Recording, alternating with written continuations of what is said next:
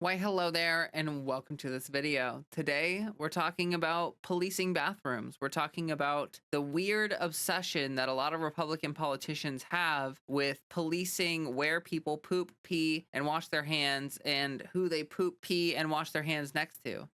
This is of utmost importance to a lot of Republican politicians for some reason. And so today we will be talking about this weird obsession that they have with this, why it's harmful to people, and why focusing time and energy on this simply is a distraction from the more important issues that they should be focused on. So they're just using it as a way to avoid doing actual work for actual people who need actual help. And honestly, with no further ado, let's just jump right in here. So we have this broad trans bathroom ban passes Texas Senate in special session. So yeah, that is what it sounds like. Unfortunately, let's go ahead and read a little bit from this article. Ash Hall, a policy strategist at the Texas ACLU, looked tired as they testified yet again in front of the Texas State Senate, this time on the afternoon of August 15th. Obviously, I've already talked to y'all about this before, they said. The bill on the docket, a so-called trans bathroom ban, for publicly funded institutions, including everything from schools to airports, encourages cruelty, frivolous lawsuits, and gender policing, Hall argued. Earlier this month, Hall was among 100 Texans, at least, to voice opposition to the bill during the first 2025 special legislative session. At 10 a.m. on Friday, that session adjourned. 20 minutes later,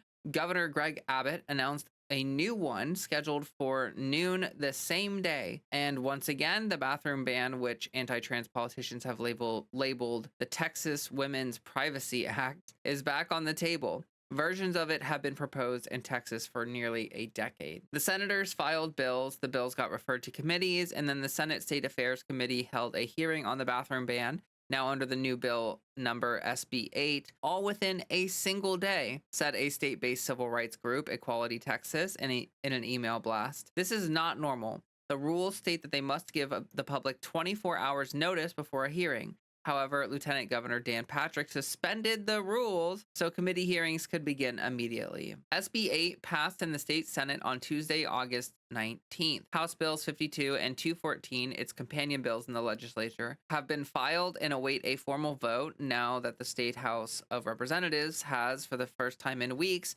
achieved the quorum of lawmakers required to pass any bill. That's what sparked this special second session, which kicked off as Democratic representatives returned en masse to Austin from out of state. Dozens of them had fled to other jurisdictions in an attempt to break quorum and circumvent the last special session. The weeks-long standoff was triggered by a controversial gerrymandering plan being pushed by the GOP. Democrats successfully ran out the clock, but it wasn't enough to stop the redistricting bill, nor the anti-trans bill in its tracks. Amidst mounting fines and threat of law enforcement, the lawmakers came home. In the meantime, conservatives have continued to hyperfixate on where trans people pee. Texas would be the 7th state to adopt such a law if it passes, but enforcement mechanisms remain vague. It empowers individual Texans to interrogate another person's sex or gender on the spot. The attorney general or even private citizens would be allowed to sue institutions they accuse of permitting a presumed trans person into certain sex spaces, including government-owned sports arenas, libraries, airports, and parks. It is not going to matter if someone is trans, intersex, or cis, Hall told lawmakers. The only way anyone is going to realistically try to enforce this is by looking at a person and deciding they don't quite look feminine or masculine enough. Special sessions are usually invoked by governors for emergency priority bills. The first session was called in June, but in July, deadly flooding in the region wiped out a girls' summer camp and caused the governor to add disaster preparedness and relief to the agenda. By tying voter suppression and anti-trans policies to the flood relief bills, the Texas GOP seemingly made a strategic move. They used dead kids in Texas as human shields for their assault on civil rights. I gotta say, that is really messed up. The way that they're using any leverage of power possible, no matter how immoral, no matter how disgusting, to force this stuff through. That's just, it says a lot about the character of these people, that they're willing to use flood relief as a cudgel or as a way to force the issue of voting on these other bills that have nothing to do with it. Any aid to their constituents who have been harmed by these floods is being delayed and denied by the derelict Democrats, Abbott told the press. It's a convenient rhetorical cudgel until you remember that for years, Texas Republicans have blocked the very precautionary measures that could have stopped the deadly tragedy in the first place. Meanwhile, the manufactured moral panic around trans people has already resulted in young girls, both cis and trans, being doxxed, threatened, or functionally coerced to expose their breasts in order to stave off anti-trans zealots. This happened to a high school student in Minnesota, for example, who was harassed by a waiter in a Buffalo Wild Wings bathroom. A similar story transpired in Arizona, where a teenager was accosted by male police officers inside a Walmart woman's room. In both of these cases, the victims were cisgender women. So yeah, let's bring it back to the point that sort of is made right here at the end of this article. And that point is that these bills harm people, but they don't just harm trans people, they harm all people. They harm cis people, anyone who's gender nonconforming, anyone who is different than what like beauty standards sort of quote unquote expect from people nowadays. Anyone who doesn't just fit cleanly into a category that makes it incredibly clear, you know, whether you are cis or not, or whether you're whatever or not, like you're just judging based on looks. And like specifically in this bill, it empowers individuals to interrogate another person's sex or gender on the spot. Well, that is literally what happened in Minnesota, as stated here in the article, where a waiter, or I think it was a waitress, went into a Buffalo Wild Wings bathroom and accosted a young lady who was using the bathroom and basically forced them to try to prove like would not drop the subject, like would not leave it alone, would not take her at her word. And so this young lady had to like expose her breasts to this woman to like make it clear that like she's in the right place. It's just like, honestly, this kind of like, this stuff is really messed up. And especially, I did not hear about this story in Arizona, but like a teenager was accosted by male police officers inside a Walmart's woman's room. I mean, that sounds just like ridiculous, right? Like that's ridiculous. And that's kind of the thing about these bathroom bans, is that like to enforce them, you're gonna what? You're gonna chase people into the bathroom and like scream at them while they pee that they're under arrest. Like, what are you doing? It's like, it's really not possible to enforce it. And also like these were cis women. So like, how do you know that you're going after the right person? Like you literally would have to like do a physical examination to prove whether someone's trans or not. And that's not even accurate in and of itself, because like SRS exists. Like it's just there are so many issues with these bathroom bans on so many levels, and fundamentally like it's just weird. Like it's just so freaking weird that Republicans want to focus on this crap, and like this is so important to them to like know who's peeing next to who and who's pooping next to who and who's washing their hands where. Like I don't know about anyone else, but normal people go into the bathroom and they go to the bathroom, right? Like I go to the bathroom plenty of times each day. Like I honestly have a small bladder, so I have to pee constantly. And what really is wild about it is that like, who's going to the bathroom and thinking about this stuff? Who's concerned about this stuff? Like who's watching the bathrooms thinking like, oh, is that person really like a cis person? Is that a quote unquote real woman or real man going into that bathroom? It's ridiculous. And another thing that I would like to bring up that I definitely needs talked about is like when you do these bathroom bans, like if they get what they want, like if the anti-trans people get what they want, you're going to have trans women going into men's room and you're going to have trans men going into women's room.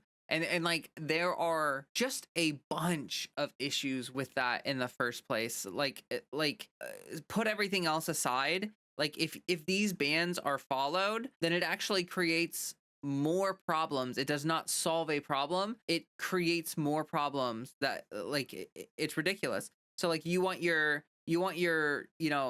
wife going into a bathroom with a guy that has like a beard and tattoos and like they're jacked or whatever. Like that's what you want. Like you want a big burly guy to walk into a bathroom. Like, no, you don't. But also like that opens up that trans man or trans woman, whoever we're talking about, to incredible risks. like if you are a passing trans man and you walk into the women's room, I think that, like, you know, we live in a climate where trans people are obsessed about, so like maybe people would think that that's like a trans thing, but I think that a lot of people would just be like, yo, that dude's walking into the women's room, clearly that guy is trying to like assault a woman or something, right? Like that's gonna be the thing that pops into people's heads, so they're going to like attack that person or accost that person or assault that person. Like there are lots of risks for that, and the same thing for trans women. Well, you know, and now of course, due to the way things are, if you see a trans woman going into a guy's room, you're not going to think she's going in there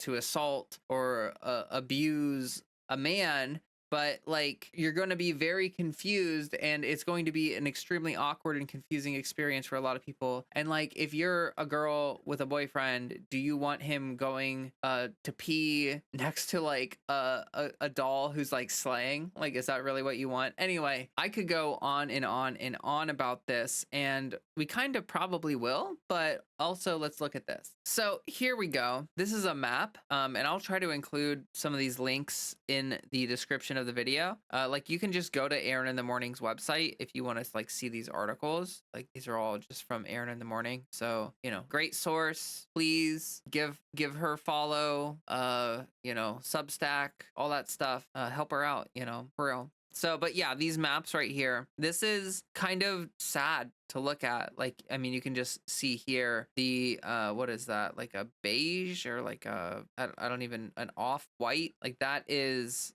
states that do not have a bathroom ban. But then you have like states that have these little like yellow triangles, and that means that the state has a law policing or defining sex in ways that may impact transgender people's access to bathrooms or facilities. And so like even some of these states that don't have explicit trans bathroom bans have like laws that could make that stuff complicated. And then there are the states with explicit trans bathroom bans, and you can see that those are the darker colored states. And it's very sad to look at this map and see, like, think about how many politicians spent how many hours, like how much effort has been put into this stuff when we have real issues in our country. People are struggling to make ends meet. People are struggling to find access to programs that will help them with things that they desperately need. Like we have a housing crisis across the entire country. There are so many things happening that we need to address, and we need to focus on, and we need to do something about. And look at all this energy, all these taxpayer dollars, all these politicians who are focused on where people are pooping and peeing. Like I feel like this map shows the absurdity of where it's at, honestly. So, and then we have this article right here. I don't know if I'm going to dig super deep into it, but DOJ wants to scare schools, businesses, and more into a trans bathroom ban. And so this is from a memo from Pam Bondi that declared that all Americans must be treated equally. And of course, the word equal, when uttered by a Trump official, comes with the presumption that they actually mean unequal, and is usually a precursor to another decree meant to strip Americans of their rights. It advises against accommodating trans people and trans people competing in sports. Essentially, in the memo, Bondi admits that the suggestions constitute segregation, and that this practice is only allowed under heightened scrutiny,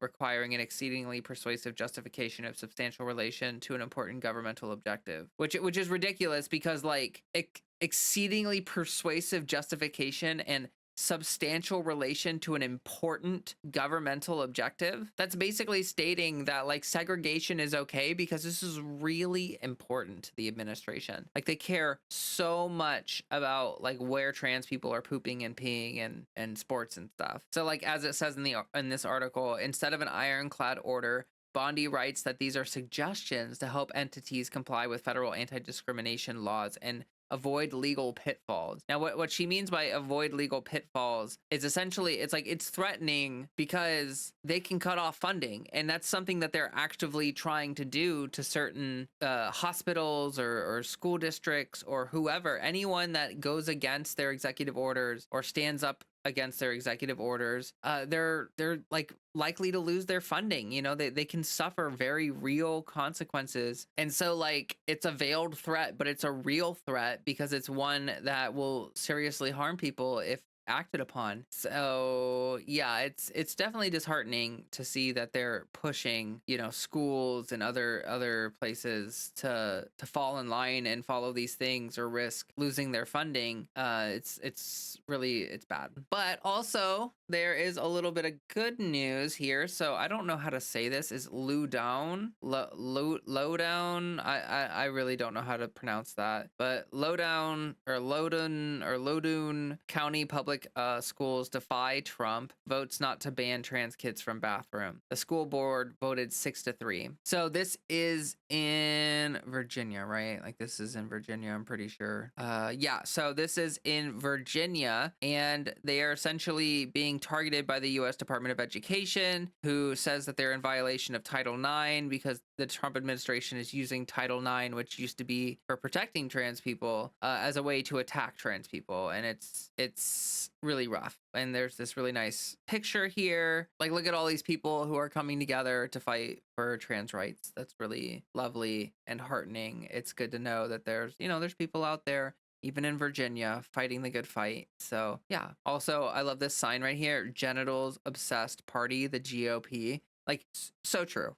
Literally so true. This other sign back here, quit thinking about kids' genitals. So true. Like, when I go to the bathroom, I'm not thinking about the sexual equipment that people are using to pee with or whatever. Like, I'm not thinking about what anatomy they got going on down there. That's not on my brain. I'm thinking about like something else entirely. Like, I'm disassociating and thinking about work or what I want to do the rest of the day, or responding to a text message or whatever. It's like, it just like, I don't understand. I just don't understand. It's such a ridiculous obsession, and it's disturbing. It's really disturbing, but it's really cool. They're standing up and fighting back. And that's not the only good news. 4 more school districts in Virginia defy Trump and reject the trans bathroom ban demand. Now, they are risking losing funding, but these school districts are banding together and they're like really trying to stand up against Trump. Now, like, even if you don't live in Virginia, this is still important, and there's a reason why. It's because the more resistance that there is, the easier there is to find more resistance. And what I mean by that is that, like, when a school district stands up against Trump, or when a hospital stands up against Trump, or when anyone stands up against Trump, it kind of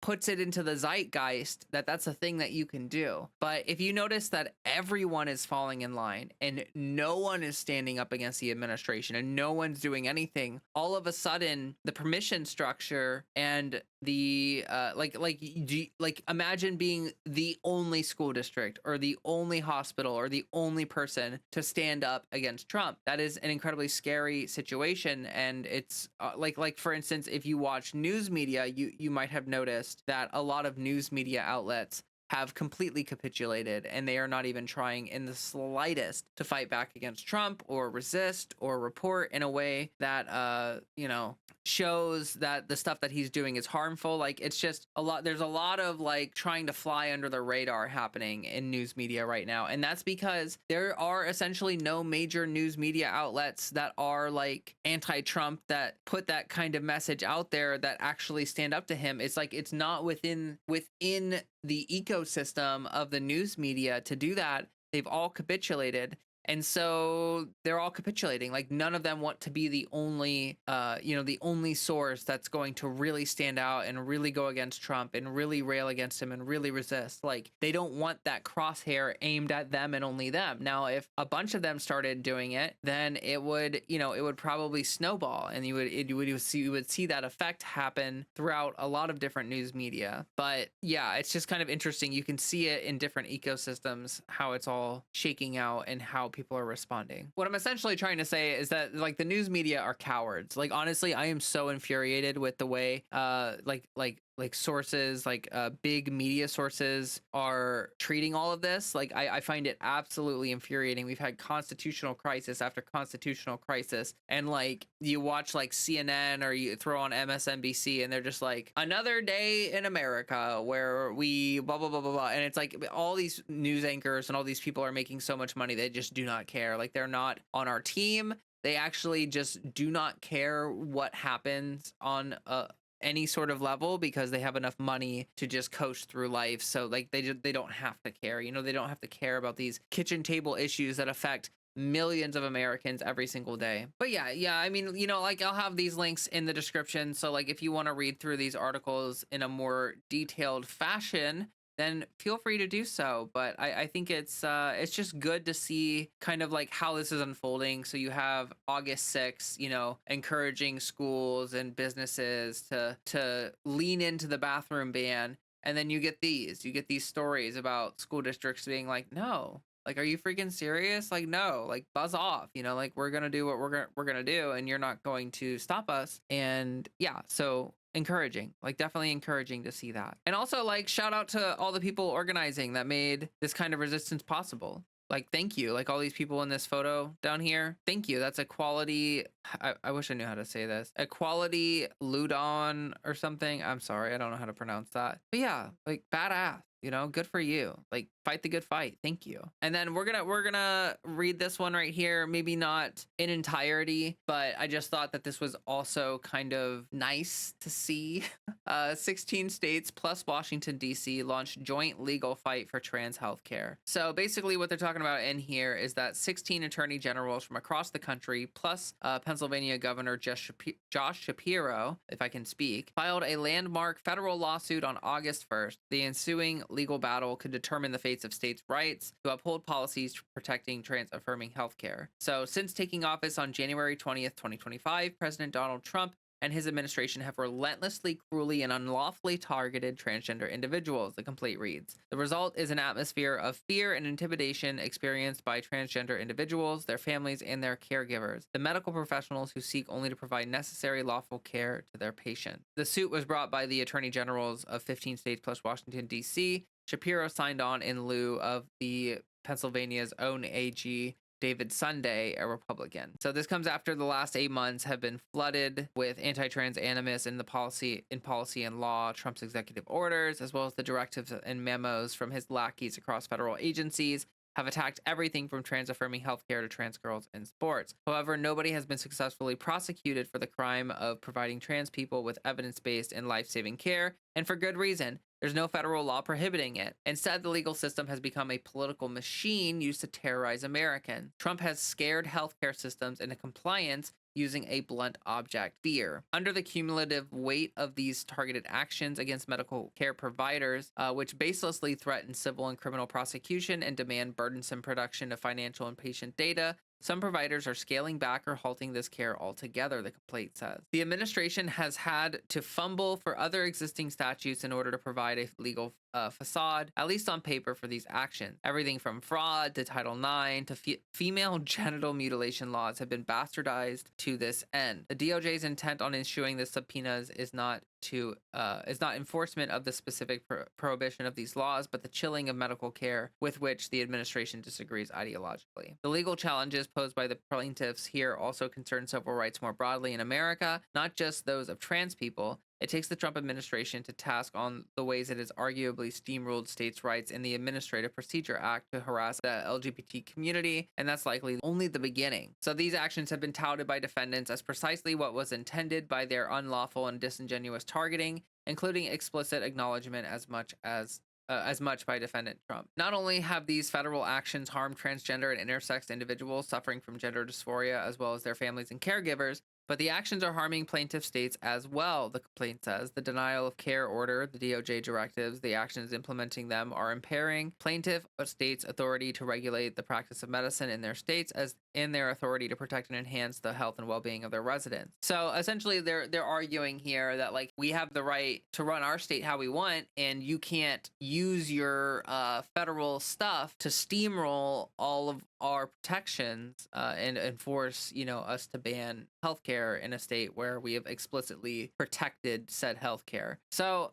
Yeah, this is encouraging. This is definitely a good thing to see. We need to take more stuff to the courts. We need to just do that. I know that there's not like a lot of enforcement mechanisms from the court to the administration, and the administration has clearly like made it very clear that they do not care at all about the rule of law. They do not care about judges' orders or injunctions or any of that stuff. They don't care at all about anything. They're gonna do whatever the heck they want to do.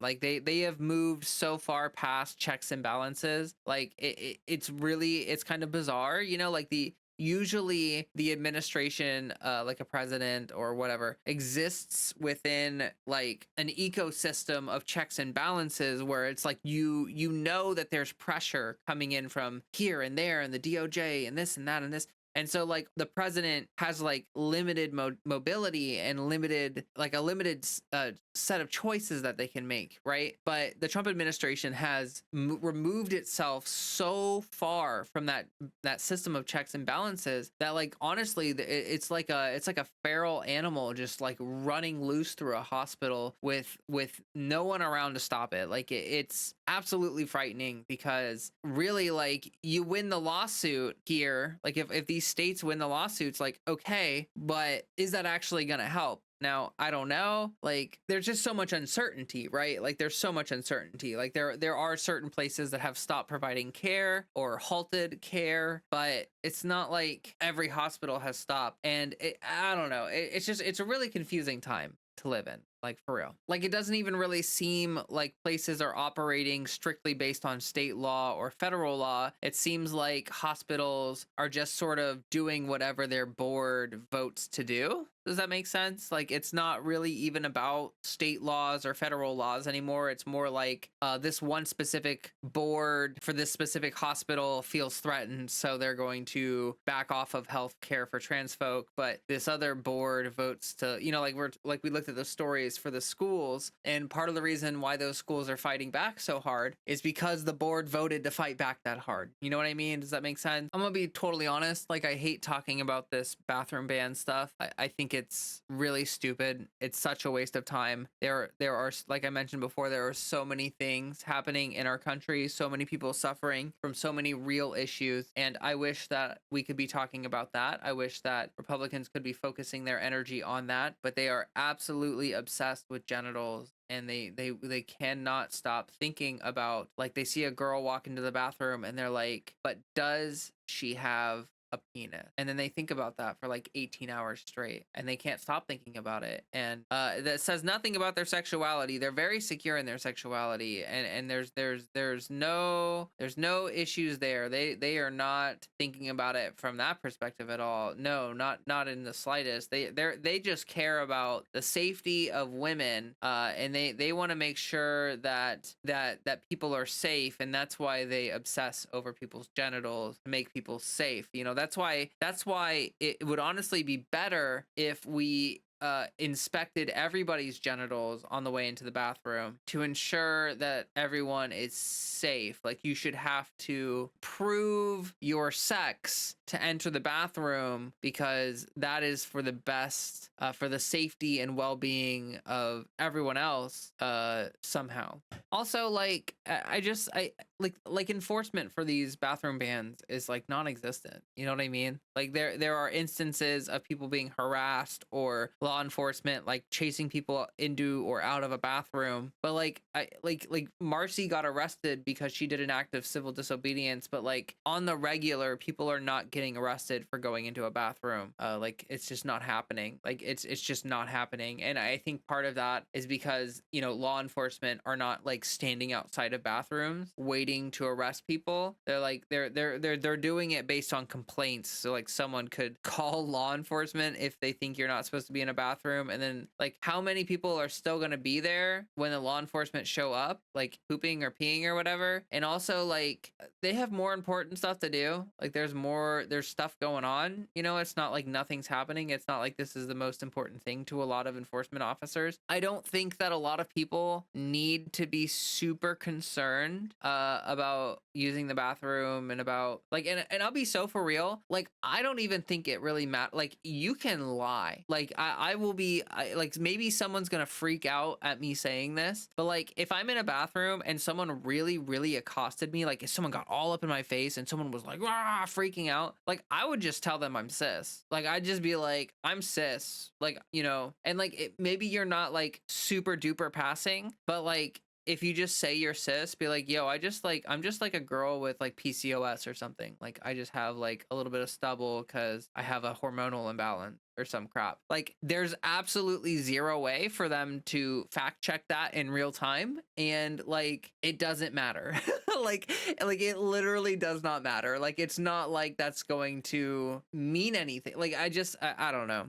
And I think that that's really crappy. Like, I don't think that that's a great situation to have to be in. And I don't think that like it's awesome that we're at a place where like you may have to lie about being trans to someone, like to ensure your own safety. But like, also, you know, we live in the world we live in, so we're here. I can't wait for things to get better. Like, I can't wait for things to like improve or be on a better trajectory. This is just really, it's really dumb. I think when we look back in the history books and people like, I don't understand how these people can be like, oh, I'm on the right side of history because I'm obsessed with where people are pooping and peeing. Like, think about it from a historical perspective. They're gonna have the history books. You're gonna be in school and be like, okay, folks, 2025 was the year where the Republicans cared deeply about where people pooped and peed. Like, it is super it is the hallmark of the Republican political party in 2025 is like trans people and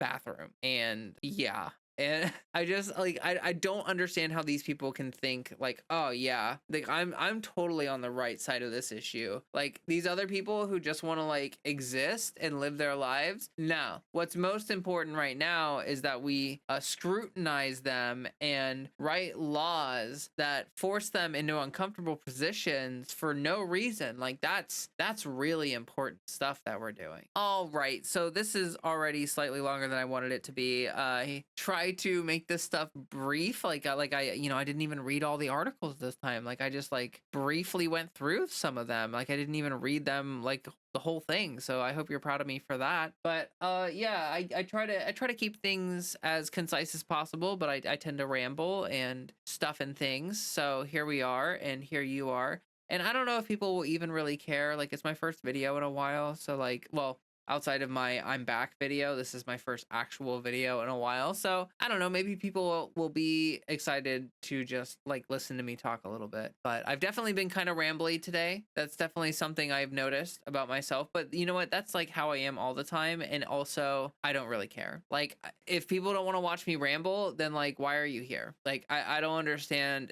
Like, if you like who I am and how I communicate and the videos and stuff, then you're here watching the video. And if you don't like it, then you're not watching the video. And actually, that's not a clean binary, because there are definitely people, well, I don't think they actually watch my content, but there are people who like hate watch my content or leave a lot of hate comments. They like hate follow me. Like, everything I post, they have like some ridiculous vitriolic thing to say in the comment section, and it's just like, what a sad use of your life. And like, if they're a real person, like, entirely possible that they're just like a hate farming troll made out of the guts of some AI system or whatever. Like, there are so many fake accounts that are literally just there to spread hate and stuff, like Russian bots or whatever. But if you're a real person and you're doing that shit, like, I'm sorry, that is so pathetic. That is so pathetic. Like, genuinely, I feel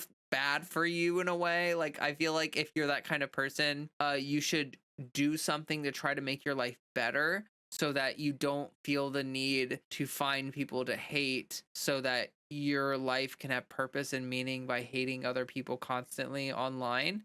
You know, like, that's not a really good purpose in life, and it's not really a good legacy to leave, and it's not really good karma farming. Like, you're kind of just setting yourself up for a disaster later down the road. So, you know, mild warning here. Again, I don't think any of those people are going to get especially this far into the video. Like, if they watch, they only watch the first few minutes of the video and then they leave some horrible comment and anxiously await for me to engage with it. But that words and stuff and things. I am really rambly today, and and you know what? I'm proud. I'm rambly and I'm proud. So if you like the content, if you like what I'm doing here, if you like all the things, then please hit that like button. Please hit the like button. Subscribe also. That's free. Those are both free things that you can do that help me out a lot. I would super appreciate it. Also, like share my video maybe to like some of your friends or something. I don't know.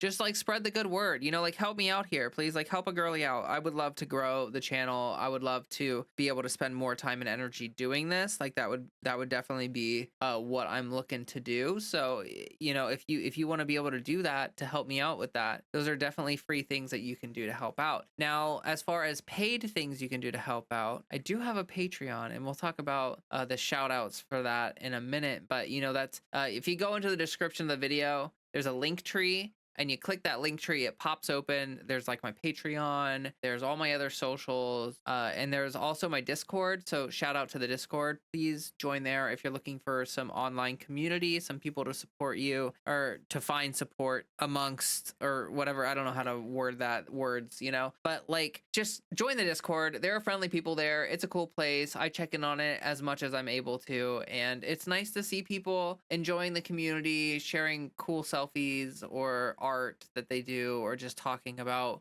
whatever they're passionate about, video games, anime, whatever. I don't really care. I do care. That's not what I meant to say. I just meant like I don't care specifically what it is that they're talking about, but I do care that they're talking. Just to make that very clear. Anyway, Discord. Join the Discord. It's great. It's a good time. I like it. But yeah, I got the Patreon. Like I thought about like opening channel memberships on the channel here. Like that's an option. That is something that YouTube has been bugging me non-stop to do. Like YouTube, every time I interact with it, is like, have you heard about channel memberships? And I just don't want to do it because the split is terrible. Like I do not make a good return on that, and I feel like it discourages people from supporting me on like Patreon, where I get the majority of the money, and it funnels a lot of money into the YouTube, Google, whatever they got going on there. So yeah, I'm like really conflicted about that. Like it would be another source of income, but also it's kind of wasteful in the sense that like the return on it isn't super good. So like you guys are just kind of dumping money into a massive multi-billion-dollar corporation, and I just don't really feel super good about that. So the Patreon is definitely the best way. I'm considering the channel memberships. I'm considering it. Anyway, Patreon people are gonna pop up right here on the screen right now. I'm terrible at editing, but I'll figure something out. There they are. So now I would like to shout out my super supporters. So I want to thank you all. I see some new names in there. Thank you all so very much for choosing to support me on that level. It really does make all this possible, and it makes a big difference. So seriously, genuinely, thank you so much. And I'm just gonna go ahead and shout you all out. We got Katie Starr, William the Concurrer. I said Conqueror last time, but that's Concurrer right there. Mark Yablonsky, Gwen Vaughn, Kendra Brooks, Andrea Uhara, Yucatan, Kira, Sophie's Dead Name Walking, Ultraviolet Vadu, Chastity, Kate, Fiona Dobson, Cal Fiore, Jasmine Wilson, Maddie, Trisha Pizzafred, Katie Bug, Sarah J. Buck, Nikki Notzel, Sarah, and Sam Howard. You are all wonderful and amazing. And when I open up my Patreon and I see the support that I'm getting there, it makes my heart really happy. It genuinely means a lot. I can't express enough how much it means, to be honest. And I honestly, like, I end up saying thank you like 50 times, and then I have to cut it out in post because it's probably not super wonderful to sit there and me just be like, thank you, thank you, thank you, thank you. But like genuinely, like that's how I feel. Like, I feel like that's how I want to. I just like, I don't know how to express gratitude enough for that. It's just not possible. So maybe I should stop, not stop trying, but like stop trying to accomplish that, because it doesn't feel possible. All right, well, I hope you're all doing well. I'm happy to be back and making videos. I hope to obviously do more of that. And I thank you all for your patience and your support while I took a little breaky poo. Let's hope that the algorithm is kind to me in the weeks and months ahead as I keep pushing to try to go full time here on YouTube. Until next time, please do this one tiny little thing for me. I know, you know, I know, we know. It's gonna happen. I'm gonna say it. But are you going to actually drink water? Are you?